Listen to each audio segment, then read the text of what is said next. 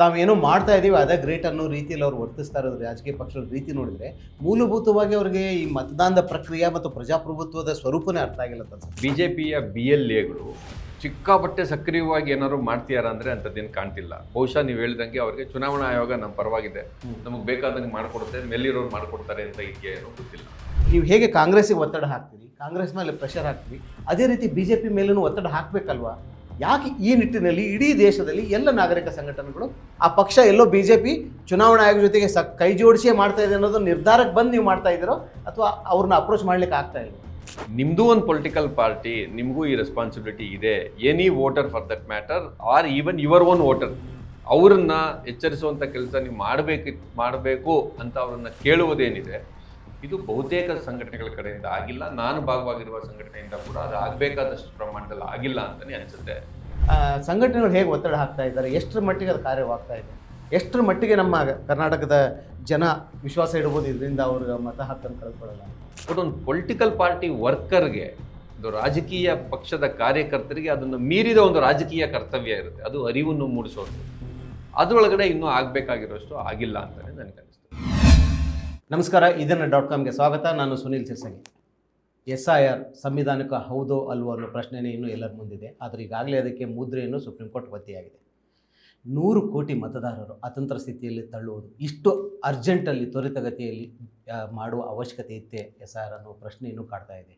ಆ BLOಗಳನ್ನು ಒತ್ತಡದಲ್ಲಿ ಸಿಲುಕಿಸೋದು, ಮತದಾರರು ತಮ್ಮ ಹಕ್ಕುಗಳನ್ನು ರಕ್ಷಿಸಿಕೊಳ್ಳಿಕ್ಕೆ ಪರದಾಡುವಂತೆ ಮಾಡುವುದು, ನಾಗರಿಕ ಸಮಾಜವಾಗಿ ಹೇಗೆ ಪ್ರತಿಕ್ರಿಯಿಸಬೇಕು ಅಥವಾ ಮತದಾರ ತನ್ನ ಮತಗಳ ಹಕ್ಕುಗಳನ್ನು ರಕ್ಷಿಸಿಕೊಳ್ಳಕ್ಕೆ ಏನು ಮಾಡಬೇಕು ಅನ್ನೋದನ್ನು ತುಂಬ ಸಲ ಮಾತಾಡಿದ್ದೀವಿ. ಅದ್ರ ಜೊತೆಗೆ ಚುನಾವಣಾ ಆಯೋಗದ ಕರ್ತವ್ಯಗಳು ಅನ್ನೋದ್ರ ಬಗ್ಗೆ ನಾವು ಅಂದ್ಕೊಂಡಿದ್ದೀವಿ. ಆದರೆ ಈ ಎಲ್ಲ ಇಕೋಸಿಸ್ಟಮ್ನಲ್ಲಿ ಒಂದು ಪ್ರಮುಖ ಪಾತ್ರ ವಹಿಸಬೇಕಾಯಿತು ರಾಜಕೀಯ ಪಕ್ಷಗಳು ಏನು ಮಾಡ್ತಾ ಇದ್ದಾವೆ, ಏನು ಮಾಡಬೇಕು, ಅವ್ರು ನಿಜವಾಗ್ಲೂ ಸರಿಯಾದ ಕೆಲಸವನ್ನು ಮಾಡ್ತಾರೆ ಅನ್ನೋದ್ರ ಬಗ್ಗೆ ಮಾತಾಡಲಿಕ್ಕೆ ನಮ್ಮ ಜೊತೆಗಿದ್ದಾರೆ ಜಾಗೃತ ಕರ್ನಾಟಕದ ಡಾಕ್ಟರ್ ವಾಸು H ಕಾರ್ಯಕ್ರಮಕ್ಕೆ ಸ್ವಾಗತ. Thank you sir. ಒಂದು ರೀತಿ ಪ್ರಶ್ನೆಗಳಿದೆ SIR ಮಾಡುವ ಬಗ್ಗೆ. ಈಗಾಗಲೇ ಜನ ತುಂಬ ಪರದಾಡ್ತಾ ಇದ್ದಾರೆ. ನಾವು ವೆಸ್ಟ್ ಬೆಂಗಾಲ್ದಲ್ಲಿ ನೋಡಿದ್ದೀವಿ ಅಥವಾ ಬಿಹಾರಲ್ಲಿ ನೋಡಿದ್ದೀವಿ, ಅದು ಬೇರೆ ಬೇರೆ ರಾಜ್ಯಗಳಲ್ಲಿ 6,50,00,000 ಹೆಚ್ಚಿಗೆ ಮತದಾರರು ಮತದಾರರ ಪಟ್ಟಿಯಿಂದ ಅಳಿಸಿ ಹೋಗಿಬಿಟ್ಟಿದ್ದಾರೆ. ಅವರು ವಾಪಸ್ ಆ ಪಟ್ಟಿ ಹೇಗೆ ಸೇರ್ಕೊಳ್ಳೋ ಅನ್ನೋದೇ ಪ್ರಶ್ನೆ ಇದೆ. ಈಗ ನಮ್ಮ ರಾಜ್ಯದಲ್ಲಿ ಈಗ SIR ಪ್ರಕ್ರಿಯೆ ಶುರುವಾಗಿದೆ. ಎನ್ಯುಮರೇಷನ್ ಫಾರ್ಮ್ ಕೊಡ್ತಾ ಇದ್ದಾರೆ, ಬಟ್ ಎಷ್ಟೋ ಜನಕ್ಕೆ ಇನ್ನೂ ತಲುಪಿಲ್ಲ, ಎಷ್ಟೋ ಕಡೆ ಅಪ್ಲೋಡೇ ಆಗಿಲ್ಲ. ಹಳ್ಳಿಗಳ ಹೆಸರುಗಳು ಡಿಫ್ರೆಂಟಾಗಿ ಬರ್ತಾ ಇದೆ. ಇದ್ರ ಮಧ್ಯೆ ಮತದಾರ ತನ್ನ ಹಕ್ಕುಗಳನ್ನು ರಕ್ಷಿಸಿಕೊಳ್ಳಿಕ್ಕೆ ಏನು ಮಾಡಬೇಕು ಅನ್ನೋದ್ರ ಬಗ್ಗೆ ತುಂಬ ಸಲ ಡಿಸ್ಕಷನ್ ಆಗಿದೆ. ನೀವು ತುಂಬ ಕಡೆ ರಾಜ್ಯದ ಎಲ್ಲ ಕಡೆ ಟ್ರೈನಿಂಗು ಕೊಡ್ತಾ ಇದ್ದಾರೆ, BLAಗಳಿಗೂ ಟ್ರೈನಿಂಗ್ ಕೊಡ್ತಾ ಇದ್ದೀರಾ, ಮತದಾರರಿಗೂ ಟ್ರೈನಿಂಗ್ ಕೊಡೋ ಪ್ರಯತ್ನ ಮಾಡ್ತಾ ಇದ್ದಾರೆ. ಆದರೆ ರಾಜಕೀಯ ಪಕ್ಷಗಳು ಅದರದೇ ಆದ ಕರ್ತವ್ಯಗಳಿದೆ. ಯಾಕಂದರೆ ಇಡೀ ಸಿಸ್ಟಮಲ್ಲಿ ಮುಖ್ಯ ಸ್ಥಾನದಲ್ಲಿ ಇರಬೇಕಾದ್ರೆ ರಾಜಕೀಯ ಪಕ್ಷಗಳು. ನಮ್ಮ ರಾಜ್ಯದಲ್ಲಿ ಪ್ರಮುಖವಾಗಿ 3 ರಾಜಕೀಯ ಪಕ್ಷಗಳಿದ್ದಾವೆ. ಅವುಗಳ ಕರ್ತವ್ಯ ನಾವು ಹೇಗೆ ಮಾಡ್ತಾ ಇದ್ದಾವೆ ಅಂತ ನನಗೆ ಆ್ಯಕ್ಚುಲಿ ಆಶ್ಚರ್ಯ ಆಗುತ್ತೆ. ಇಲ್ಲಿ ತನಕ ಯಾರೂ ಈ ವಿಚಾರ ಚರ್ಚೆ ಮಾಡೇ ಇಲ್ವಲ್ಲ ಅಂತ. ಈ ಚರ್ಚೆ ಯಾಕೆ ಮುಖ್ಯ ಅಂದರೆ, ನಮ್ಮ ಚುನಾವಣೆಗಳು ಹೇಗೆ ನಡಿಬೇಕು ಅನ್ನೋಂಥ ಚರ್ಚೆ ಬಂದಾಗ ಇದರಲ್ಲಿ ಸರ್ಕಾರಿ ಸಿಬ್ಬಂದಿ ಮತ್ತು ಚುನಾವಣಾ ಆಯೋಗ ಇವರು ಸೇರಿ ಡೆಮಾಕ್ರಸಿನ ಯಶಸ್ವಿಗೊಳಿಸ್ಬೋದು ಅಂತ ಅಂದ್ಕೊಂಡೇ ಇರಲಿಲ್ಲ. ಬದಲಿಗೆ ಈ ದೇಶದಲ್ಲಿ ರಾಜಕೀಯ ಪಕ್ಷಗಳಿಗೊಂದು ಪಾತ್ರ ಇರುತ್ತೆ. ಹಾಗಾಗಿ ಈ ಒಂದು ಆರೋಗ್ಯಕರವಾದಂಥ ಮತದಾರರ ಪಟ್ಟಿಯನ್ನು, ಹೆಲ್ದಿ ವೋಟರ್ ಲಿಸ್ಟ್ನ ತಯಾರು ಮಾಡೋದರಲ್ಲಿ ರಾಜಕೀಯ ಪಕ್ಷಗಳಿಗೆ ಪಾತ್ರ ಇದೆ ಅಂತೇಳಿ ಅದಕ್ಕೊಂದು ಕಾನೂನುಬದ್ಧ ಸ್ಥಾನಮಾನ ಕೊಟ್ಟಿದ್ದಾರೆ. ಅದನ್ನೇ ನಾವು ಬೂತ್ ಲೆವೆಲಲ್ಲಿ BLA ಅಂತ ಕರಿತೀವಿ, ಬೂತ್ ಲೆವೆಲ್ ಏಜೆಂಟ್. ಮಾನ್ಯತೆ ಪಡೆದ ರಾಜಕೀಯ ಪಕ್ಷಗಳ ಕಾರ್ಯಕರ್ತರನ್ನ ಒಂದು ಪರ್ಮನೆಂಟ್ ಪೋಸ್ಟ್ ಥರ ಅದು. ಭಾಳ ಜನ ಏನು ಅನ್ಕೊಂಡ್ಬಿಟ್ಟಿದ್ದಾರೆ ಅಂದರೆ, ಬೂತ್ ಏಜೆಂಟು ಅಂತಂದರೆ ಎಲೆಕ್ಷನ್ ದಿನ ಒಳಗಡೆ ಕೂತ್ಕೊಳ್ಳೋದು, ಜನ ವೋಟ್ ಹಾಕಕ್ಕೆ ಬಂದರು 24 ಸುರೇಶ್ ನೀನು ಟಿಕ್ ಮಾಡ್ಕೋ, 49 ಇನ್ಯಾರೋ ಒಬ್ಬರು ಅವ್ರ ಹೆಸರು ಟಿಕ್ ಮಾಡ್ಕೋ ಅಂತ ನಮ್ಮ ಕೆಲಸ ಅಂತ. ಆ್ಯಕ್ಚುಲಿ ಈ BLA ಬೂತ್ ಲೆವೆಲ್ ಏಜೆಂಟ್ ಕೆಲಸ ಪರ್ಮನೆಂಟ್. ಎಲ್ಲಿ ತನಕ ಅವ್ರ ಪಾರ್ಟಿ ಅವ್ರನ್ನ ಕಿತ್ತಾಕೋದಿಲ್ಲ ಅಲ್ಲಿ ತನಕ ಈ BLA ಅದು ಒಂದು ಪೊಸಿಷನ್. ಇವರನ್ನ ಕರೆದು ಮೀಟಿಂಗ್ ಮಾಡಿ BLO booth level officer of the government, ನಾನಿವತ್ತು ಈ ರೀತಿಯಲ್ಲಿ ಒಂದು ಕರಡು ಮತದಾರರ ಪಟ್ಟಿ ಮಾಡಿದ್ದೀನಿ, ನೋಡಿ ಸರಿ ಇದೆಯಾ ಇಲ್ವಾ ಅಂತ ಕೇಳಬೇಕು ಅಂತ ನಿಯಮಗಳಲ್ಲಿದೆ. ಹಾಗೇನೆ ರಾಜ್ಯ ಮಟ್ಟದಲ್ಲಿ CEO ತಾನು ಮುಂದುವರಿಬೇಕಾದ್ರೆ ಇಂಥದ್ದು ಯಾವುದಾದ್ರೂ ಒಂದು ಕ್ರಮದಕ್ಕೆ ಹೊರಡಬೇಕಾದ್ರೆ ಇವನ್ ಕರೆದು ಮೀಟಿಂಗ್ ಮಾಡಬೇಕು ಅಂತಿದೆ. ಹಾಗಾಗಿನೇ ನಾನು ಹೇಳಿದ್ದು, ರಾಜಕೀಯ ಪಕ್ಷಗಳ ಪಾತ್ರ ಏನು ಅಂತ ಯಾರೂ ಇಲ್ಲಿ ತನಕ ಚರ್ಚೆನೇ ಮಾಡಿಲ್ಲ. ಬದಲಿಗೆ ಒಂಥರ ಒಬ್ಬರು ಇನ್ನೊಬ್ಬರ ಮೇಲೆ ಅಲಿಗೇಷನ್ ಮಾಡೋದು ಬಿಟ್ಟರೆ ನಮ್ದೇನು ಪಾತ್ರ ಈ ಎಲೆಕ್ಟ್ರಲ್ ಪ್ರೊಸೆಸ್ಸಲ್ಲಿ ಅಂತ. ನಾವು ಈ ಟ್ರೈನಿಂಗ್ ಹೋದಾಗಲೂ ಕೂಡ ಕೇಳಿದ್ವಿ, ಭಾಳ ಕಡೆಗೆ ಜನವರಿ 25 ಏನು ಅಂತ ಕೇಳಿದ್ವಿ. ಅದು ಗಣರಾಜ್ಯೋತ್ಸವದ ಹಿಂದಿನ ದಿನ ಅನ್ನೋದು ಬಿಟ್ಟರೆ ಭಾಳ ಜನಕ್ಕೆ ಅದೇನು ಅಂತ ಗೊತ್ತಿಲ್ಲ. ಅದು ರಾಷ್ಟ್ರೀಯ ಮತದಾರರ ದಿನ, ನ್ಯಾಷನಲ್ ವೋಟರ್ಸ್ ಡೇ. ಅವತ್ತು ಈ BLOಗಳು ಎಲ್ಲ ಸೇರಿ ರಾಜಕೀಯ ಪಕ್ಷಗಳ ಕಾರ್ಯಕರ್ತರು ಮತ್ತು ಸರ್ಕಾರಿ ವ್ಯವಸ್ಥೆ, ಸರ್ಕಾರದಿಂದ ಹೊರಗಿರುವುದು ಚುನಾವಣಾ ಆಯೋಗ, actually it is not part of the government, ಇವರೆಲ್ಲ ಸೇರಿ ವೋಟರ್ಗೆ ಅವೇರ್ನೆಸ್ ಮೂಡಿಸ್ಬೇಕು. ನೀವೆಲ್ಲ ಬನ್ನಿ ಪೋಲಿಂಗ್ ಬೂತ್ಗೆ ಅಂತ ಹೇಳಬೇಕು. 18 ವರ್ಷ ತುಂಬಿರೋರು ನಿಮ್ಮ ಹೆಸರನ್ನ ಸೇರಿಸ್ಕೊಳ್ಳಿ ಅಂತ ಹೇಳಿ ಅವ್ರಿಗೆ ಒಂದು ಅವೇರ್ನೆಸ್ ಮೂಡಿಸೋದ್ರಲ್ಲಿ ರಾಜಕೀಯ ಪಕ್ಷಗಳಿಗೊಂದು ಪಾತ್ರ ಇದೆ ಅಂತ ನಮ್ಮ ದೇಶದಲ್ಲಿ ಅಧಿಕೃತವಾಗಿ ಕಾನೂನು ಸ್ಥಾನಮಾನ ಇದೆ ಅದಕ್ಕೋಸ್ಕರ. ಹಾಗಾಗಿ ಇದು ಭಾಳ ವಿಶೇಷವಾಗಿತ್ತು. SIR ಟೈಮ್ನಲ್ಲಿ ಇದು SIR ಸರಿನಾ ಇಲ್ವಾ, ನೀವು ಆಗಲೇ ಹೇಳ್ದಂಗೆ ಅದರ ಸಾಂವಿಧಾನಿಕತೆ, ಅದರ ನೈತಿಕತೆ, ಅದರ ತಾಂತ್ರಿಕ ಸಮಸ್ಯೆಗಳದ್ದು ಒಂದು ಸಪ್ರೇಟ್ ಚರ್ಚೆ. ಆದರೆ ಖಂಡಿತವಾಗ್ಲೂ ಕೂಡ ರಾಜಕೀಯ ಪಕ್ಷಗಳಿಗೆ ಇದ್ರೊಳಗಡೆ ಒಂದು ಪಾತ್ರ ಇದೆ ಅಂತ ನೀವು ಫಸ್ಟ್ ಗುರುತಿಸಿ ಹೇಳ್ತಿರೋದೇ ಒಂದು ವಿಶೇಷವಾದ್ದು ಅಂತ ನನಗನ್ಸುತ್ತೆ. ಇವ್ರಿಗೆ SIRನಲ್ಲಿ ಇನ್ನೂ ಜಾಸ್ತಿ ದೊಡ್ಡ ಪಾತ್ರ ಇತ್ತು. ಯಾಕಂದರೆ ಕೋಟಿಗಟ್ಟಲೆ ಜನ they are being left out, ಹೊರಗಡೆ ಹಾಕೊಳ್ಪಡ್ತಿರೋ ಸಂದರ್ಭದಲ್ಲಿ ಒಂದು ಪಾರ್ಟಿ ಎರಡು ಪಾರ್ಟಿ ಅಂತಲ್ಲ, ಎವ್ರಿ ಪೊಲಿಟಿಕಲ್ ಪಾರ್ಟಿ ಅವ್ರು ಯಾರೇ ಇರಲಿ ಅವ್ರಿಗೆ ಒಂದು ವಿಶೇಷವಾದಂಥ ಜವಾಬ್ದಾರಿ ಮತ್ತು ಪಾತ್ರ ಇದ್ದಿದೆ. ದುರದೃಷ್ಟವಶಾತ್ ಅವರೆಲ್ಲರೂ ಹೇಗೆ ನಿರ್ವಹಿಸಿದ್ದಾರೆ ಅಂತ ಕೇಳಿದ್ರೆ ಬೇಜಾರಾಗುತ್ತೆ. ಈ ಚುನಾವಣಾ ಆಯೋಗ ಏನು ಇದನ್ನು ಒಂದು ರೀತಿಯಲ್ಲಿ ಒಂದು ಪಕ್ಷಕ್ಕೆ ಅನುಕೂಲವಾಗೋ ರೀತಿಯಲ್ಲಿ ಮಾಡ್ತಾ ಇದ್ದಾರೆ ಅನ್ನೋದು ತುಂಬ ಜನ ಎಕ್ಸ್ಪರ್ಟ್ಸ್ಗಳು ಮಾತಾಡ್ತಾ ಇದ್ದಾರೆ. ಆದರೆ ಇದಕ್ಕೆ ವಿರೋಧ ಮಾಡಬೇಕಾದ ಎಲ್ಲ ಒಕ್ಕೂಟಗಳು, ಅಂದರೆ ವಿರೋಧ ಪಕ್ಷದ ಒಂದು ಒಕ್ಕೂಟ ಮಾಡ್ಕೊಂಡು ಇದು ವಿರೋಧ ಮಾಡಬೇಕಾದ ರೀತಿಯಲ್ಲಿ ಕಂಡು ಬರ್ತಾ ಇಲ್ಲ, ಮತ್ತು ಪಲಾಯನವಾದ ಕಂಡು ಬರ್ತಾ ಇದೆ. ನಾವೇನೋ ಮಾಡ್ತಾ ಇದ್ದೀವಿ ಅದೇ ಗ್ರೇಟ್ ಅನ್ನೋ ರೀತಿಯಲ್ಲಿ ಅವ್ರು ವರ್ತಿಸ್ತಾ ಇರೋದು ರಾಜಕೀಯ ಪಕ್ಷದ ರೀತಿ ನೋಡಿದರೆ ಮೂಲಭೂತವಾಗಿ ಅವ್ರಿಗೆ ಈ ಮತದಾನದ ಪ್ರಕ್ರಿಯೆ ಮತ್ತು ಪ್ರಜಾಪ್ರಭುತ್ವದ ಸ್ವರೂಪನೇ ಅರ್ಥ ಆಗಿಲ್ಲ ಅಂತ ಅನ್ಸುತ್ತೆ ರಾಜಕೀಯ ಪಕ್ಷ. ಕರೆಕ್ಟು. ನೋಡಿ, ಕರ್ನಾಟಕದಲ್ಲಿ ಈಗ ಸೀಕ್ರೆಟ್ ಆಗಿ ಏನು ನಡೆದಿದೆ, BJP ಜೊತೆಗಿರುವ RSS ಏನು ಮಾಡಿದೆ ಯಾರಿಗೂ ಗೊತ್ತಿಲ್ಲ. ಆದರೆ ಸಾರ್ವಜನಿಕವಾಗಿ BJPಯ BLAಗಳು ಸಿಕ್ಕಾಪಟ್ಟೆ ಸಕ್ರಿಯವಾಗಿ ಏನಾದ್ರು ಮಾಡ್ತೀಯಾರ ಅಂದರೆ ಅಂಥದ್ದೇನು ಕಾಣ್ತಿಲ್ಲ. ಬಹುಶಃ ನೀವು ಹೇಳಿದಂಗೆ ಅವ್ರಿಗೆ ಚುನಾವಣಾ ಆಯೋಗ ನಮ್ಮ ಪರವಾಗಿದೆ, ನಮಗೆ ಬೇಕಾದಂಗೆ ಮಾಡಿಕೊಡುತ್ತೆ, ಮೇಲಿರೋರು ಮಾಡಿಕೊಡ್ತಾರೆ ಅಂತ ಇದೆಯಾ ಏನೋ ಗೊತ್ತಿಲ್ಲ. ಕಾಂಗ್ರೆಸ್ ಪಕ್ಷ ಇನ್ನೂ ತೀವ್ರವಾದಂಥ ರೀತಿ ಒಳಗಡೆ ಇದನ್ನು ಮಾಡಬೇಕಿತ್ತು ಅಂತ ನಾವೆಲ್ಲರೂ ನಿರೀಕ್ಷೆ ಮಾಡಬೇಕು.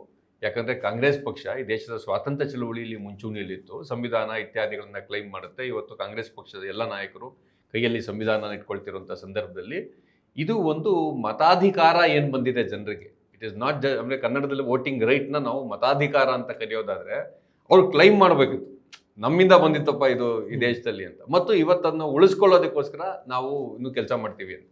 ಯಾವುದೋ ಕಾರಣಕ್ಕೆ ಎಲೆಕ್ಷನ್ನಲ್ಲಿ ನಮಗೆ ತೊಂದರೆ ಆಗುತ್ತೆ ಅನ್ನೋ ಕಾರಣಕ್ಕಾದರೂ ಸರಿ ಕಾಂಗ್ರೆಸ್ ಪಕ್ಷ ಇವತ್ತು ಕರ್ನಾಟಕದಲ್ಲಿ SIR ವಿಚಾರದಲ್ಲಿ ಅತ್ಯಂತ ಸಕ್ರಿಯವಾಗಿ ಯಾವ್ದಾದ್ರು ಇದ್ರೆ ಅದು ಕಾಂಗ್ರೆಸ್ ಪಕ್ಷನೇ ಸಕ್ರಿಯವಾಗಿದೆ.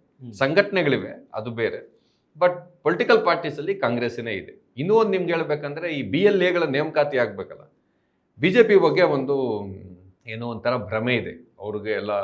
ಎಲ್ರಿಗೂ ಬೂತ್ ಕಮಿಟಿ ಇದ್ದರೆ ನಮಗೆ ಪೇಜ್ ಪ್ರಮುಖ ಇರ್ತಾರೆ, ಪನ್ನಾ ಪ್ರಮುಖ, ಒಂದೊಂದು ಪೇಜ್ಗೆ ವೋಟರ್ ಲಿಸ್ಟಲ್ಲಿ ಕೂಡ ನಮಗೆ ನಮ್ಮ ಆರ್ಗನೈಸ್ಡ್ ಕೇಡರ್ ಇರುವ ಪಕ್ಷ ಎಂಬ ಮತ್ತು ಶಿಸ್ತುಬದ್ಧ ಪಕ್ಷ ಎಂಬ ಆರೋಪವನ್ನು ಅವರ ಮೇಲೆ ಮಾಧ್ಯಮಗಳು ಹೊರಿಸಿವೆ. ಕರೆಕ್ಟ್, ಅವ್ರೇನು ಆ ರೀತಿ ಇಲ್ಲ, ಹೌದು, ಅವ್ರ ಮೇಲೆ ಆರೋಪವನ್ನು ಮಾಡಿದ್ದಾರೆ. ಹಾಗಾಗಿ ನಿಮ್ಗೆ ಹಂಗೆ ನೋಡಿದ್ರೆ BLAಗಳು, ಕಾಂಗ್ರೆಸ್ BLAಗಳು ಜಾಸ್ತಿ ಇದ್ದಾರೆ BJP BLAಗಳಿಗಿಂತ. ಅವ್ರು ರೂಲಿಂಗಲ್ಲಿ ಇರ್ಬೋದು ಅಥವಾ ಅವರು SIRನಿಂದ ಅಫೆಕ್ಟ್ ಆಗ್ತಿದ್ದಾರೆ, ಹಂಗಾಗಿ ಜಾಸ್ತಿ ನೇಮಕ ಮಾಡಿರ್ಬೋದು, ಏನೇ ಇರ್ಬೋದು. ಬಟ್ BJP ಬಗ್ಗೆ ಇರುವ ಆರೋಪ ಇದೆಯಲ್ಲ, ಅವರು ಭಾಳ ಆರ್ಗನೈಸ್ ಅಂತ ಹಂಗೆ ಕಾಣಿಸ್ತಾ ಇಲ್ಲ.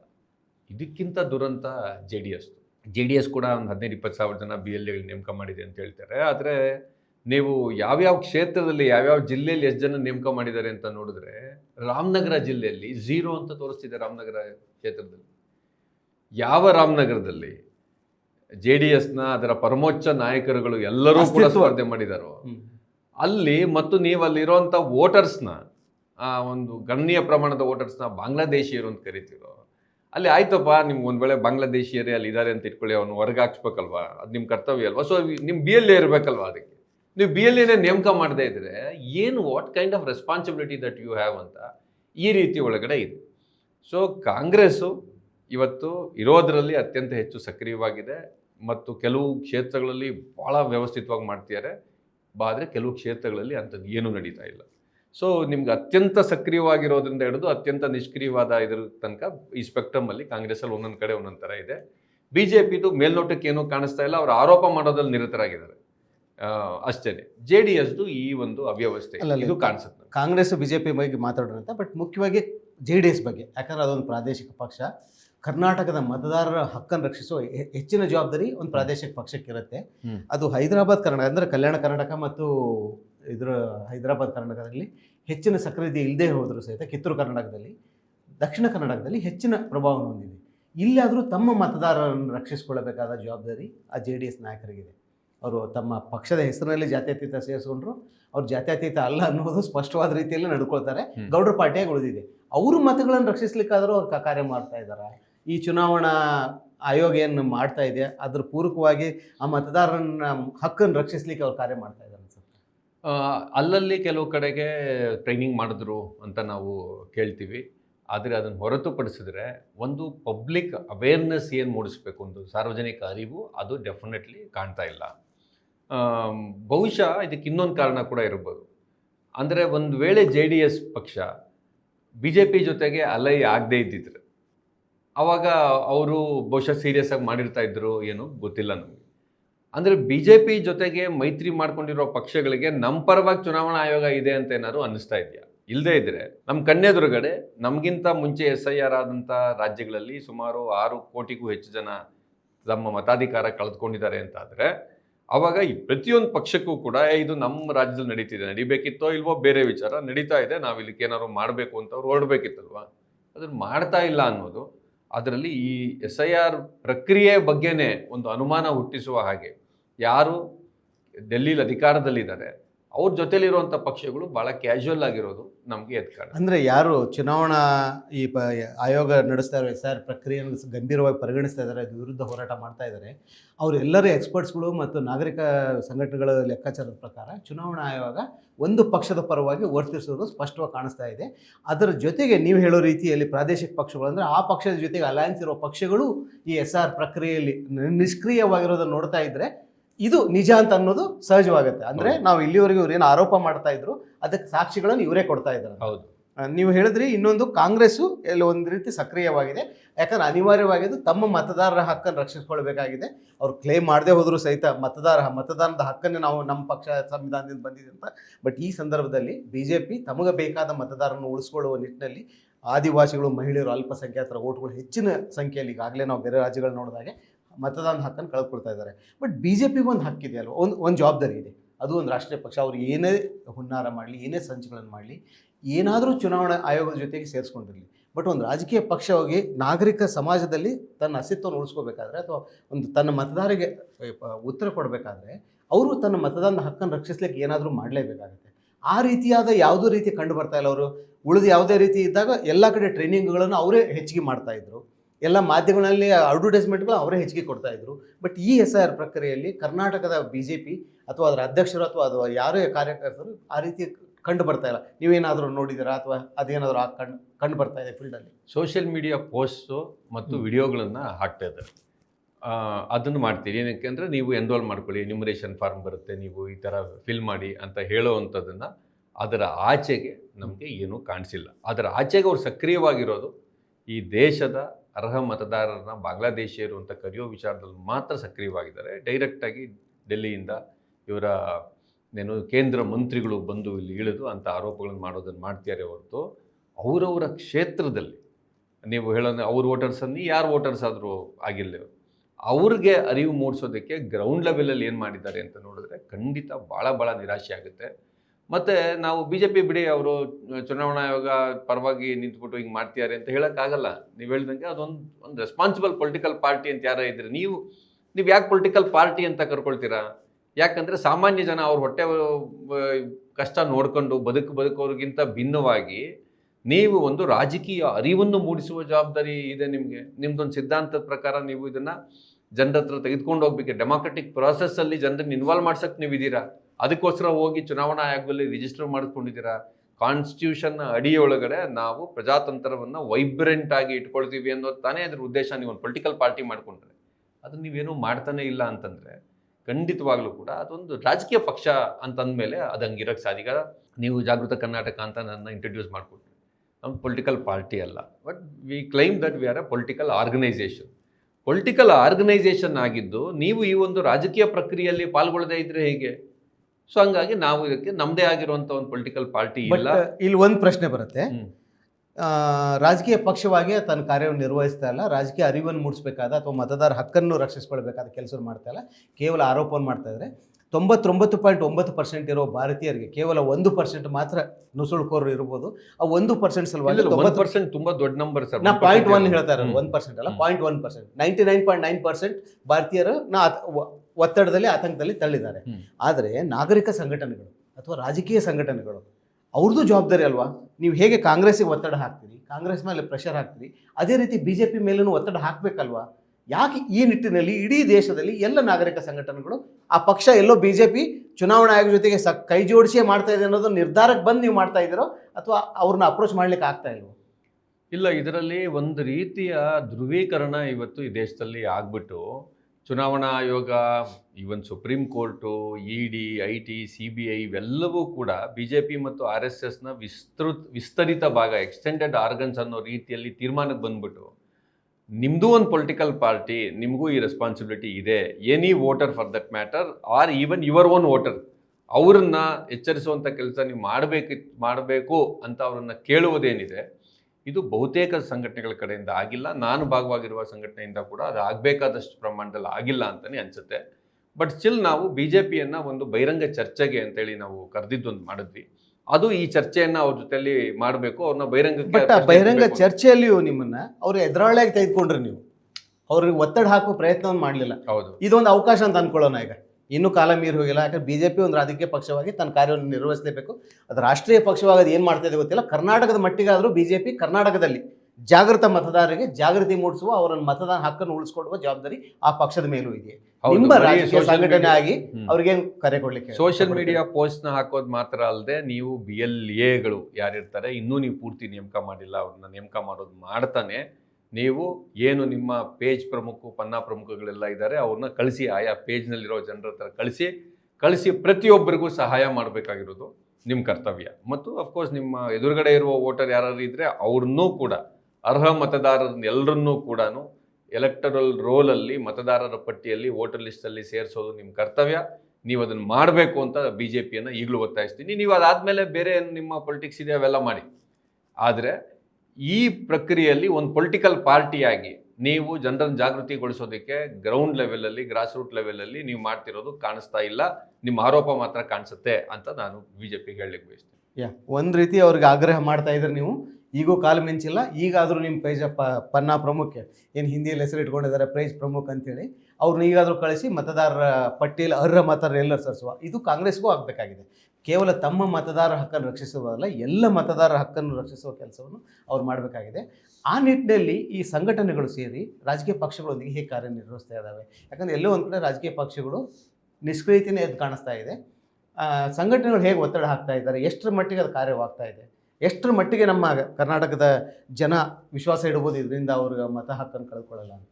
ಡೆಮಾಕ್ರಸಿ ಇರಬೇಕು ಅಂತ ಬಯಸ್ತಕ್ಕಂಥ ಸಂಘಟನೆಗಳು ಸಹಜವಾಗಿ ಇವತ್ತು BJP ಏತರ ರಾಜಕೀಯ ಪಕ್ಷಗಳ ಮೇಲೆ ಒತ್ತಡ ಹಾಕಿ ಅವರು ಇದರಲ್ಲಿ ಸಕ್ರಿಯವಾಗಿ ಪಾಲ್ಗೊಳ್ಬೇಕು ಅಂತ ಮಾಡ್ತಿರೋದನ್ನೇ ಮಾಡ್ತಿದ್ದಾರೆ ಹೊರತು, ನೀವು ಆಗಲೇ ಏನು ಅದನ್ನು ಸರಿಯಾದ ರೀತಿಯಲ್ಲಿ ಗುರುತಿಸಿದ್ರಿ, BJPಯನ್ನು ಎದುರಾಳಿಯ ರೀತಿಯಲ್ಲಿ ಮಾತ್ರ ಭಾವಿಸಿ ಅವ್ರಿಗೇನು ಜವಾಬ್ದಾರಿ ಇಲ್ಲ ಅನ್ನೋ ರೀತಿ ಒಳಗಡೆ ಮಾಡಿರುವಂಥದ್ದು ನಡೆದಿದೆ ಅಂತ ಅನ್ಸುತ್ತೆ. ಅದರ್ವೈಸ್ ಕಾಂಗ್ರೆಸ್ನ ಈ ರೀತಿಯಲ್ಲಿ ಏನೋ ಒಂದು ಪುಷ್ ಮಾಡಲಿಕ್ಕೆ ಆಯಿತು. ಕಾಂಗ್ರೆಸ್ ಕೂಡ ಅದಕ್ಕೆ ಸಕಾರಾತ್ಮಕವಾಗಿ ಪ್ರತಿಕ್ರಿಯಿಸಿದೆ, ಸ್ಪಂದಿಸಿದೆ. ಎಷ್ಟರ ಮಟ್ಟಿಗೆ ಮಾಡಿಬಿಡ್ತು, ರಾಜ್ಯದ ಪ್ರತಿ ಮೂಲೆಯಲ್ಲೂ ಅವ್ರಿಗೆ ಸಾಧ್ಯತೆ ಇದೆ, ಇಲ್ಲ ಅಂತಲ್ಲ, ಪ್ರತಿ ಮೂಲೆಯಲ್ಲೂ ಪ್ರತಿ ಬೂತಲ್ಲಿ ಕಾರ್ಯಕರ್ತರಿರ್ತಕ್ಕಂಥ ಪಕ್ಷ ಅದು. BJPಗಾದರೂ ಕರ್ನಾಟಕದ ಕೆಲವು ಭಾಗಗಳಲ್ಲಿ ನಿಮ್ಗೆ ಯಾರು ಗ್ರಾಸ್ ರೂಟಲ್ಲಿ ಯಾರೂ ಇಲ್ಲ, ಆದರೆ ಕಾಂಗ್ರೆಸ್ಗಿದೆ. ಹಾಗಾಗಿ ಅದೆಲ್ಲ ಮಾಡಿಬಿಡ್ತಾ ಅಂದರೆ ಇನ್ನೂ ಮಾಡಬೇಕಾದಷ್ಟು ಮಾಡಿಲ್ಲ ಅಂತ. ಬಟ್ ಆ ರೀತಿಯಲ್ಲಿ ಕಾಂಗ್ರೆಸ್ನ ಪುಷ್ ಮಾಡೋದಕ್ಕೆ ಸಾಧ್ಯ ಆಗಿದೆ. ಸ್ವತಃ ಕಾಂಗ್ರೆಸ್ಸು ಆ ರೀತಿಯಲ್ಲಿ ಪಾಸಿಟಿವ್ ಆಗಿ ಸ್ಪಂದಿಸಿದೆ ಅಂತಲೇ ನನಗನ್ಸುತ್ತೆ. ಬಟ್ ಸ್ಟಿಲ್ ಇದ್ರೊಳಗಡೆ ನಾವು ಒಂದು ಪೊಲಿಟಿಕಲ್ ಕ್ಯಾಂಪೇನ್ ಎಷ್ಟು ಪ್ರಮಾಣಕ್ಕೆ ನಡೆದಿದೆ ಅಂತ ನೋಡಿದ್ರೆ, ರಾಜಕೀಯ ಪಕ್ಷಗಳಿಗೆ ಈಗ ಈ 2002 2025 ವೋಟರ್ ಲಿಸ್ಟ್ನ ಲಿಂಕ್ ಮಾಡಿಸಿ ಅಂತ ಹೇಳಿದ್ರೆ ಅದು BLOನೂ ಮಾಡಬೇಕು ಆ ಕೆಲಸ ಒಂದು ಮಟ್ಟಕ್ಕೆ, ಗುಮಾಸ್ತರು ಮಾಡ್ಬೋದು. ಬಟ್ ಒಂದು ಪೊಲಿಟಿಕಲ್ ಪಾರ್ಟಿ ವರ್ಕರ್ಗೆ, ಒಂದು ರಾಜಕೀಯ ಪಕ್ಷದ ಕಾರ್ಯಕರ್ತರಿಗೆ ಅದನ್ನು ಮೀರಿದ ಒಂದು ರಾಜಕೀಯ ಕರ್ತವ್ಯ ಇರುತ್ತೆ, ಅದು ಅರಿವನ್ನು ಮೂಡಿಸುವಂಥದ್ದು. ಅದರೊಳಗಡೆ ಇನ್ನೂ ಆಗಬೇಕಾಗಿರೋಷ್ಟು ಆಗಿಲ್ಲ ಅಂತಲೇ ನನಗನ್ನಿಸ್ತದೆ. ಅದ್ರ ಜೊತೆಗೆ ಇನ್ನೊಂದು ಇಂಪಾರ್ಟೆಂಟು, ಈ ಗಣತಿ ನಮೂನೆಗಳು, ಎನೋಮರೇಷನ್ ಫಾರ್ಮ್ ಇದೆಯಲ್ಲ, ಅದು ಒಂದು ಹಂತ. ಅದು 15 ತಾರೀಕಿಗೆ ಇದು ಆಗುತ್ತೆ, 29 ನಾವು ವಾಪಸ್ ಕೊಡಬೇಕು, ಡ್ರಾಫ್ಟ್ ಬರುತ್ತೆ. ಮೇನ್ ಯುದ್ಧ ಶುರುವಾಗೋದು, ಮೇನ್ ಸಂಕಟ ಶುರುವಾಗೋದು ಆಗಸ್ಟ್ 5ರಿಂದ. ಏನು ಡ್ರಾಫ್ಟ್ಸ್ ಆಗುತ್ತೆ, 1-1.5 ಕೋಟಿ ಜನಕ್ಕೆ ಕರ್ನಾಟಕದಲ್ಲಿ ನೋಟಿಸ್ ಬರ್ಬೋದು ಅಂತ ಒಂದು ಅಂದಾಜಿದೆ. ಆ ಇದಕ್ಕೆ ನಮ್ಮ ರಾಜಕೀಯ ಪಕ್ಷಗಳು ಎಷ್ಟು ಸಿದ್ಧವಾಗಿದ್ದಾವೆ, ನಮ್ಮ ಸಂಘಟನೆಗಳು ಎಷ್ಟು ಸಿದ್ಧವಾಗಿದ್ದಾವೆ, ಇದು ಹೋರಾಟ ಬೇರೆ ರಾಜ್ಯಗಳ ನಾವು ಎಕ್ಸ್ಪೀರಿಯನ್ಸ್ ಅಂತ ತೊಗೊಂಡ್ರೆ, ಈಗ ವೆಸ್ಟ್ ಬೆಂಗಾಲು, ಬಿಹಾರದೆಲ್ಲ ಎಕ್ಸ್ಪೀರಿಯನ್ಸ್ ತೊಗೊಂಡ್ರೆ, ಕೇರಳ, ತಮಿಳುನಾಡು, ಯಾಕಂದರೆ ಸ್ಟಾಲಿನ್ ಅವರು ತಮ್ಮ ಕ್ಷೇತ್ರದಲ್ಲೇ 1 ಲಕ್ಷಕ್ಕಿಂತ ಹೆಚ್ಚು ಓಟ್ಗಳು ಅಳಿಸಿ ಹೋಗಿದ್ವು ಅನ್ನೋದು ಅವ್ರಿಗೆ ಗೊತ್ತಿಲ್ಲ. ಅಂದರೆ ಸಿ ಎಮ್ ಆಗಿ ಅದರಿಂದ ಚುನಾವಣೆ ಸೋತರು ಅಂದರೆ ಅದಕ್ಕೆ ದೊಡ್ಡ ದುರಂತ ಇನ್ನೊಂದು ಇರಲಿಕ್ಕಿಲ್ಲ. ಅದಕ್ಕೆ ನಮ್ಮ ರಾಜ್ಯ ಎಷ್ಟು ಸಿದ್ಧವಾಗಿದೆ, ನಮ್ಮ ರಾಜಕೀಯ ಪಕ್ಷಗಳು ಎಷ್ಟು ಸಿದ್ಧವಾಗಿದ್ದಾವೆ. ಇಲ್ಲ, ಆ್ಯಕ್ಚುಲಿ ನನಗೆ ನಾವು ಇಲ್ಲಿ ಕಾಂಗ್ರೆಸ್ ಪಕ್ಷದ BLAಗಳ ಗೆ ಟ್ರೈನಿಂಗಲ್ಲಿ ನಾವು ಪಾಲ್ಗೊಂಡಿದ್ವಿ ಅನ್ನೋ ಕಾರಣಕ್ಕೆ ಮಾತ್ರ ಅಲ್ಲ, ನಿಜ ಅಂದರೆ ಕಾಂಗ್ರೆಸ್ ಸರ್ಕಾರ ಕರ್ನಾಟಕದಲ್ಲಿ ಅದಕ್ಕೆ ಬೇಕಿರೋ ರೀತಿಯ ತಯಾರಿಯನ್ನು ಮಾಡಿಕೊಂಡಿದೆ ಅಂತ ನನಗನ್ಸುತ್ತೆ. ಅವರು ಸರ್ಕಾರದ ಕೂಡ ನಡೆಸ್ತಾ ಇರೋದ್ರಿಂದ ಒಂದು ಸ್ಟೇಟ್ಮೆಂಟ್ ಮುಖ್ಯಮಂತ್ರಿಗಳಿಂದ ಬಂದಿದ್ದು, ಇದು ಬಿಹಾರ ಮತ್ತು ವೆಸ್ಟ್ ಬೆಂಗಾಲ್ನ ಚೀಫ್ ಮಿನಿಸ್ಟರ್ಸ್ ಏನು ಹೇಳಿದ್ರು, SIR ಅಲ್ಲಿ ಬಿಟ್ಟು ಹೋದವರಿಗೆ ಸರ್ಕಾರಿ ಸ್ಕೀಮ್ಗಳು ದೊರೆಯೋದಿಲ್ಲ ಅಂತ, ಅದನ್ನು ಇವರು ನೋಡಿ ಈ ಥರ ಆಗ್ಬಿಡ್ಬೋದು ಅಂತ ಎಚ್ಚರಿಸುವಂಥ ಒಂದು ಕೆಲಸ ಮಾಡಿದ್ರು. ಯಾಕಂದರೆ ಜನರಿಗೆ ಸುಮಾರು ಸರಿ ಏನಾಗುತ್ತೆ, ಆ ಮತದಾನದ ಹಕ್ಕಿನ ಸಂಪೂರ್ಣ ತಿಳುವಳಿಕೆ ಇಲ್ಲದೆ ಇದ್ದಾಗಲೂ ಅವರಿಗೆ ಗೃಹಲಕ್ಷ್ಮಿಯಲ್ಲಿ ನನಗೆ 2,000 ದುಡ್ಡು ಬರದೇ ಹೋಗ್ಬೋದು ಅನ್ನುವಂಥ ಒಂದು ಆತಂಕ ಹುಟ್ಟೋಕ್ಕೆ ಸಾಧ್ಯ ಆಗುತ್ತೆ. ಆಗೇನಾಗುತ್ತೆ, ನೀವು ನಿಮ್ಮ ಕೇಡರ್ನ ಎಷ್ಟು ಮೊಬಿಲೈಸ್ ಮಾಡೋಕ್ಕಾಗುತ್ತೋ ಇಲ್ವೋ, ಜನ ತಾವೇ ಬಂದು ಅಯ್ಯೋ ನಂಗೆ ನಾಳೆಯಿಂದ ಇದು ಬರದೇ ಹೋದ್ರೆ ಏನಪ್ಪ ಅಂತ ಒಂದು ಆತಂಕದಿಂದ ಬಂದು ಅವರೇ BLOನ BLAನ ಮಾತಾಡ್ಸೋಕ್ಕೆ ಹೊರಡೋದು ಆಗುತ್ತೆ. ಅದರಿಂದ ಇದು ಒಂದು ಕೆಲಸ ನಡೀತು ಅಂತ. ಎರಡನೇದು, ಈ permanent residence certificate by tahsildar ಅಂತ ಒಂದು ಇತ್ತು. ಇದರಲ್ಲಿ ನಮ್ಮ ಕರ್ನಾಟಕ ಸರ್ಕಾರ ಮೊದಲಿಗೊಂದು ಮಿಸ್ಟೇಕ್ ಮಾಡ್ತು. ಅದು ತಹಸೀಲ್ದಾರಿಂದ ಕೊಡದೇ ಇದ್ರೆ ಅದಕ್ಕೆ ಮಾನ್ಯತೆ ಇರೋದಿಲ್ಲ. ಅದನ್ನ PDO ಮತ್ತು UD ಡಿಪಾರ್ಟ್ಮೆಂಟ್ ಆಗಿತ್ತು. ಹಾಗಾಗಿ ಇಲ್ಲ, ಮತ್ತೆ ಅದನ್ನ ರೆವಿನ್ಯೂ ಡಿಪಾರ್ಟ್ಮೆಂಟ್ ಅಡಿಯಲ್ಲೇ ಮಾಡಬೇಕು ಅನ್ನುವಂಥ ಒಂದು ಪರಿಷ್ಕೃತ ಆದೇಶವನ್ನು ಕೂಡ ಹೊರಡಿಸಿ ಅದನ್ನು ಒಂದು ಅಭಿಯಾನದ ರೂಪದಲ್ಲಿ ಎಲ್ಲ ಕಡೆಗೆ ಮಾಡಬೇಕು ಅನ್ನೋದನ್ನು, ಮತ್ತು ಗ್ರಾಮೀಣಾಭಿವೃದ್ಧಿ ಪಂಚಾಯತ್ ರಾಜ್ ಇಲಾಖೆ ಮತ್ತು ನಗರಾಭಿವೃದ್ಧಿ ಇಲಾಖೆಯಿಂದ ಹೆಲ್ಪ್ ಡೆಸ್ಕ್ಗಳನ್ನ ತೆಗಿಬೇಕು ಅನ್ನುವಂಥ ಕೆಲಸ ಏನು ಶುರು ಮಾಡಿದ್ರು. ಆ ಹೆಲ್ಪ್ ಡೆಸ್ಕ್ಗಳು ಇಡೀ ರಾಜ್ಯದಲ್ಲಿ ಎಲ್ಲ ಕಡೆಗೂ ಕಾರ್ಯನಿರ್ವಹಿಸಿ ಅಂತ ನನಗೆ ಅನ್ಸಲ್ಲ. ಆದರೆ ಯಾರಿಗಿದು ಗೊತ್ತಾಗಿದೆ, ನಾವು ಬೇಕಾದರೆ PRC ಪಡ್ಕೋಬೋದು. ಇದೆಲ್ಲ ಯಾಕೆಂದರೆ ನೀವು ಹೇಳ್ತಿರುವಂಥ ಫೇಸ್ಡ್ ಇದು, ಅಂದರೆ ಆಗಸ್ಟ್ 5ರ ನಂತರದಲ್ಲಿ ಇದರ ಅಗತ್ಯ ಬೀಳೋದು, ಅದಕ್ಕೆ ಬೇಕಿರುವಂಥ ಕೆಲಸನ ಇಷ್ಟರ ಮಟ್ಟಿಗೆ ಇದಾಗಿದೆ. ಬಟ್ ಸ್ಟಿಲ್ ಪ್ರಶ್ನೆ ಏನು ಬರುತ್ತೆ ಅಂದರೆ, ಈ ಮೆಸೇಜು ಎಲ್ರಿಗೂ ಕೂಡ ಹೋಗಬೇಕಾಗಿರುವಂಥ ರೀತಿಯಲ್ಲಿ ಇನ್ನೂ ಹೋಗಿಲ್ಲ. ಹಾಗಾಗಿ ಏನು ಭಾಳ ಸಮಸ್ಯೆಗಳು ಎದುರಿಸ್ತಾ ಇದ್ದಾರೆ ಜನ. ನಾನು ಹೆಂಗೆ ಫಿಲ್ ಮಾಡಬೇಕು, ಮತ್ತು ತಪ್ಪು ಫಿಲ್ ಮಾಡ್ತಾ ಇದ್ದಾರೆ.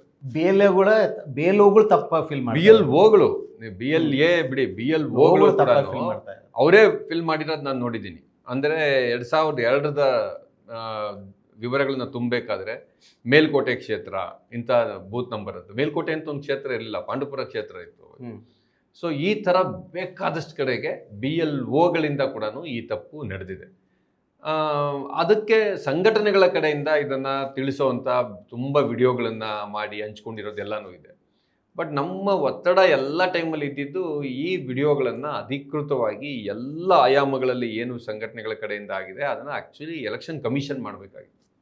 ಯಾಕಂದ್ರೆ ಜನರಿಗೆ ಕನ್ಫ್ಯೂಷನ್ ಆಗುತ್ತೆ ಯಾವ್ದು ನಿಜ ಯಾವ್ದು ಸುಳ್ಳು ಅಂತ.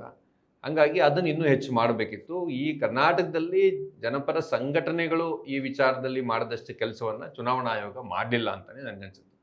ಒಂದು ಕಡೆ ಅವರು ಇಲ್ಲಿವರೆಗೂ ಸ್ಪಷ್ಟನೆಯೂ ಕೊಡ್ತಾ ಇಲ್ಲ. ಮನಿ ಶಿಫ್ಟ್ ಆದವ್ರಿಗೆ, ವರ್ಗ ಆದವ್ರಿಗೆ, ಟ್ರಾನ್ಸ್ಫರ್ ಆದವ್ರಿಗೆ ತಾವು ಎಲ್ಲಿಂದ ಎನ್ಯುಮರೇಷನ್ ಫಾರ್ಮ್ ಕಲೆಕ್ಟ್ ಮಾಡಬೇಕು, ತಾವು ಹೇಗೆ ತುಂಬಬೇಕನ್ನೋ ಸ್ಪಷ್ಟನೆಯೂ ನಮ್ಮ ಚುನಾವಣಾ ಆಯೋಗ ಕೊಡೋದೇ ಗುಮ್ಮಮ್ಮಗೆ ಕೂತಿರೋದು ನೋಡಿದರೆ ಎಲ್ಲೋ ಒಂದು ಕಡೆ ಅವ್ರು ಹುನ್ನಾರ ನಡೆಸ್ತಾ ಇದ್ದಾರೆ ಅನ್ನೋದು ಮತ್ತೊಮ್ಮೆ ಸ್ಪಷ್ಟವಾಗ್ತಾ ಇದೆ. ಕಳೆದ 25 ವರ್ಷದಲ್ಲಿ, ಯಾಕಂದರೆ 2002ರಲ್ಲಿ ಆಗಿರೋದು ಹಿಂದಿನ ಇಂಟೆನ್ಸಿವ್ ರಿವಿಷನ್ನು, ಬಹುಶಃ ಮನುಷ್ಯ ಕುಲದ ಇತಿಹಾಸದಲ್ಲೇ ಈ ಪ್ರಮಾಣದ ಮೈಗ್ರೇಷನ್ ಆಗಿಲ್ಲ.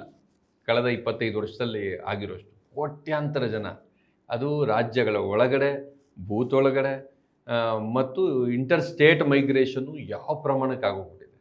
ಹಾಗಾಗಿ ಈ 25 ವರ್ಷದಲ್ಲಿ ಮನೆ ಬದಲಾಯಿಸಿರುವಂಥವ್ರಿಗೆ ಒದಾಟ ಒಂದು ಇದ್ದೇ ಇದೆ. ಅಪಾರ್ಟ್ ಫ್ರಮ್ ಹೆಣ್ಣುಮಕ್ಕಳು ಮದುವೆ ಆಗಿ ಗಂಡನ ಮನೆಗೆ ಹೋಗೋರು ಏನು ಗಣನೀಯ ಅಲೆಮಾರಿಗಳ ಪರಿಸ್ಥಿತಿ ಹೇಗಿರ್ಬೋದು ಅನ್ನೋ ಚಿಂತೆ ಮಾಡಲಿಕ್ಕೆ ಆಗೋದಿಲ್ಲ ಅಂತ ಅನ್ಸುತ್ತೆ. ಅಲೆಮಾರಿಗಳು, ಅನಾಥ ಮಕ್ಕಳು, ದೇವದಾಸಿಯರು, ವಲಸೆ ಕಾರ್ಮಿಕರು, ಇವರೆಲ್ಲರೂ ಕೂಡ ಸಫರ್ ಮಾಡ್ತಾರೆ, ಸಂಕಟದಲ್ಲಿದ್ದಾರೆ. ತುಂಬ ಇಂಪಾರ್ಟೆಂಟ್ ವಿಷಯಗಳ ಬಗ್ಗೆ ಮಾತಾಡಿದ್ರು ವಾಸು. ಮತ್ತೆ SR ಬಗ್ಗೆ ನಿಮ್ಮ ಜೊತೆ ಮಾತಾಡೋಣ ಅನ್ಸುತ್ತೆ. ಯಾಕಂದರೆ SR ತುಂಬ ದೊಡ್ಡ ಪ್ರಕ್ರಿಯೆ ಇದು, ಇನ್ನೂ ಹಲವಾರು ಸಮಸ್ಯೆಗಳಿದ್ದಾವೆ. ಅದರ ಬಗ್ಗೆ ಸ್ಪಷ್ಟತೆಗಳು ನಮಗೆ ಬೇಕಾಗಿದೆ, ಮತದಾರರಿಗೂ ಬೇಕಾಗಿದೆ. ಧನ್ಯವಾದಗಳು, ಮತ್ತೆ ಸಿಗೋಣ. ಇದು ಒಂದು ರೀತಿ ನೋಡಿದ್ರೆ ರಾಜಕೀಯ ಪಕ್ಷಗಳು ತಮ್ಮ ಮೇಲಿನ ಜವಾಬ್ದಾರಿಯಿಂದ ನುಣುಚಿಕೊಳ್ಳದೆ ಅಥವಾ ಪಲಾಯನವಾದ ಮಾಡದೆ ಜವಾಬ್ದಾರಿಯಿಂದ ವರ್ತಿಸಬೇಕಾಗಿದೆ. ಏನು ರಾಜಕೀಯ ಅರಿವನ್ನು ಮೂಡಿಸುವುದರ ಜೊತೆಗೆ ಪ್ರಜ್ಞಾವಂತ ನಾಗರಿಕರನ್ನು ಸೃಷ್ಟಿ ಮಾಡುವುದರ ಜೊತೆಗೆ ಮತದಾರರು ತಮ್ಮ ಮತದ ಹಕ್ಕನ್ನು ರಕ್ಷಿಸಿಕೊಳ್ಳಲು ರಾಜಕೀಯ ಪಕ್ಷಗಳ ಪಾತ್ರ ಪ್ರಮುಖವಾಗಿದೆ. ಅದನ್ನು ಅವ್ರು ನಿರ್ವಹಿಸಬೇಕಾಗ್ತದೆ. ನಮಸ್ಕಾರ. ಮತ್ತಷ್ಟು ವಿಶೇಷ ವಿಡಿಯೋಗಳನ್ನು ನೋಡಲು ಮತ್ತು ಹೊಸ ವಿಡಿಯೋಗಳ ಬಗ್ಗೆ ತಿಳಿಯಲು ಈ ದಿನ .com ಯೂಟ್ಯೂಬ್ ಚಾನೆಲ್ ಸಬ್ಸ್ಕ್ರೈಬ್ ಮಾಡಿ ಮತ್ತು ಬೆಲ್ ಐಕಾನ್ ಕ್ಲಿಕ್ ಮಾಡಿ.